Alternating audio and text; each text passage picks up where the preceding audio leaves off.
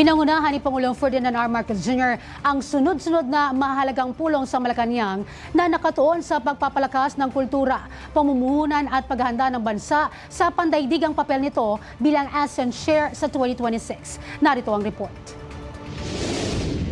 Kasama ang National Museum of the Philippines, pinangunahan ni Pangulong Ferdinand R. Marcos Jr. ang pulong hinggil sa panukalang Rizal Exhibition Hall sa loob ng National Museum Complex sa Rizal Park, Manila.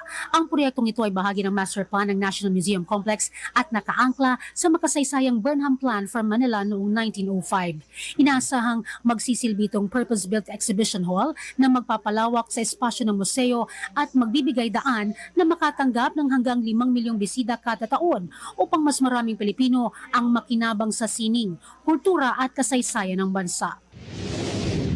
Samantala, pinamunuan din ng Pangulo ang isang interagency meeting bilang paghahanda ng Pilipinas sa ASEAN 2026 chairship.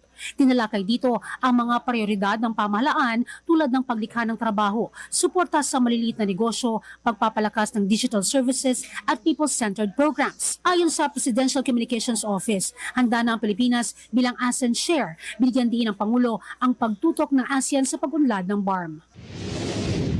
Nagpagpulong din si Pangulong Marcos kay Mitsubishi Corporation President and CEO Katsuya Nakanishi upang palakasin ang pamumuhunan sa bansa. Layunin ng ugnayan na lumikha ng mas maraming trabaho, pabilisin ang mga rail at subway projects, palawakin ang malinis na enerhiya at pagbutihin ang digital services. Muling ipinahayag ng Mitsubishi ang tiwala nito sa ekonomiya ng Pilipinas at sa direksyon ng Administrasyong Marcos. Sa kabuuan, iginit ng Pangulo ng bawat hakbang ng pamahalaan mula kultura hanggang pamumuhunan at pandaigdigang ugnayan ay dapat naghahatid ng konkretong benepisyo sa bawat Pilipino.